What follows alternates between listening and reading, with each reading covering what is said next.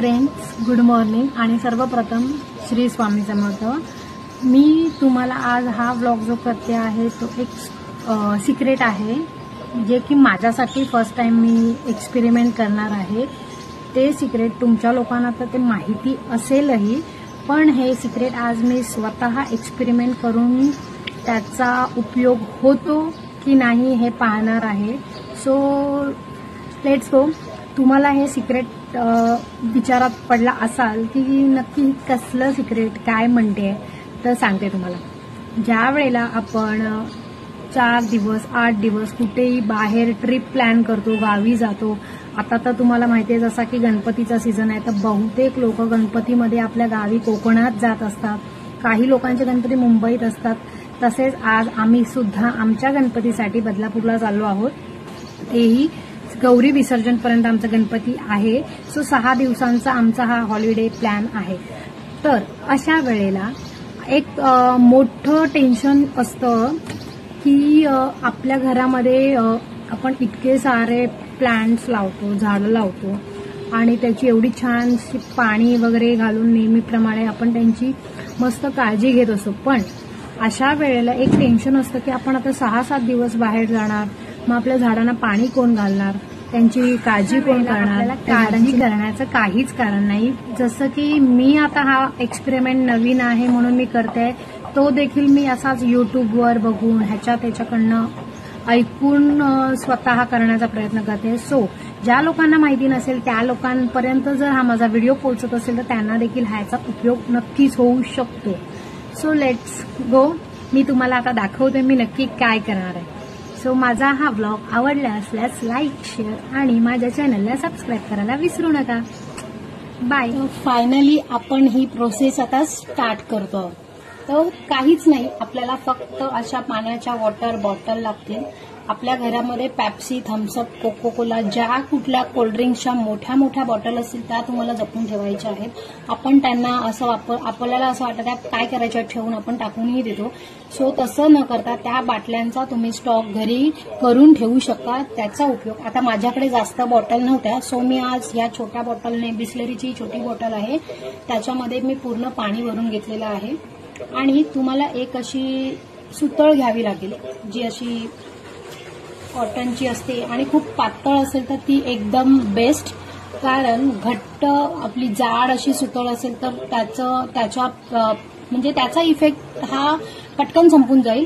So आपल्याला अशी ही पातळ, तुम्ही बघू शकता ही एकदम पातळ आहे, तर ही अशी आपल्याला पातळ अशी सुतळीची दोरी घ्यावी लागेल। इव्हन तुमच्याकडे जर नसेलच तर नाडी, कॉटनचे कुठलेही कपडे असे पातळ हे करून असं रोल करून त्यांना पूर्णपणे असं पाण्यामध्ये भिजून घ्यायचं आहे। आणि ह्या सगळ्या पाण्यामध्ये भिजल्यानंतर ही आपल्याला काय करायची आहे, त्याला एक असं म्हणजे छोटीशी गाठ बांधायची, म्हणजे जसं की आपली बाहेर येऊ नये म्हणून, आणि ती पाण्याच्या बॉटलमध्ये पूर्णपणे अशी खाली टाकायची।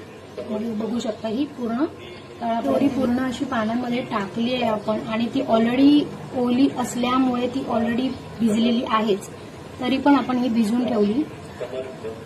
आणि आता त्यानंतर आपल्याला काय करायचं आहे की एखादी टूथपिक, अशी टूथपिक तुम्हाला घ्यायची आहे, छोटी मोठी कोणतीही असेल तरी चालेल, आणि त्यानंतर आपण ह्या दोरीच्या मध्ये अशी अडकून घ्यायची, जशी की तुम्ही बघू शकता।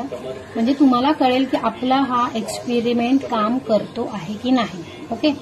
सो आता ज्या कुठल्या झाडामध्ये आपल्याला हे पाणी टाकायचं असेल त्या झाडामध्ये फर्स्ट ऑफ ऑल ज्या झाडांची कुंडी आपली अशी असेल ते हा बघा, तुम्हाला मी दाखवते। मी हे असं ऑलरेडी करून ठेवलेलं आहे। हे पाण्याची बॉटल आहे आणि ही कुंडीत माती आहे, तर त्या मातीमध्ये ही बाटली ऑलरेडी मी थोडासा खड्डा करून थोडीशी आतमध्ये घट्ट बसवून ठेवली आहे, जेणेकरून आपण कुठे जाऊ तर ती बाटली हलवून वगैरे इथे तिकडे पडू नये म्हणून, फॉर सेफ्टी। आणि आता मी हा ज्या पाण्याच्या आहेत तर तुम्हाला मी दाखवते कसं करायचं।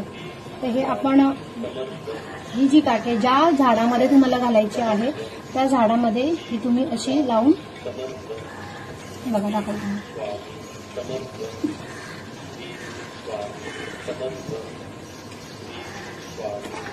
अशी ठेवायची। ओके। अशी ठेवल्यानंतर तुम्हाला मी आता दाखवते सगळीच झाडं आहे।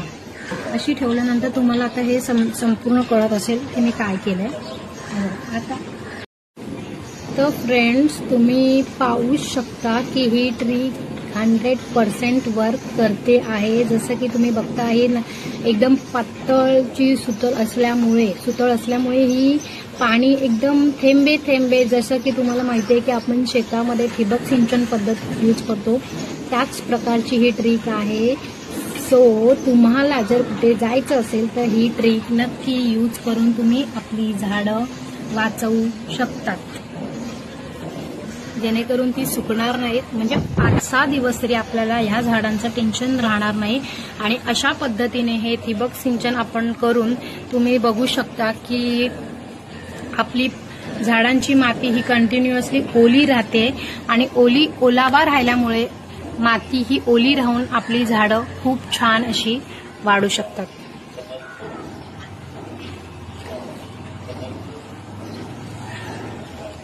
तर फ्रेंड, तुम्हाला ही ट्रिक कशी वाटली ही नक्की तुमच्या कमेंटद्वारे मला कळवायला विसरू नका. आणि जर ऑलरेडी ही ट्रिक तुम्हाला माहिती आहे किंवा इतर कुठल्या तुम्हाला दुसऱ्या ट्रिक माहिती असतील तर तुमच्या या ट्रिक शेअर करायला विसरू नका.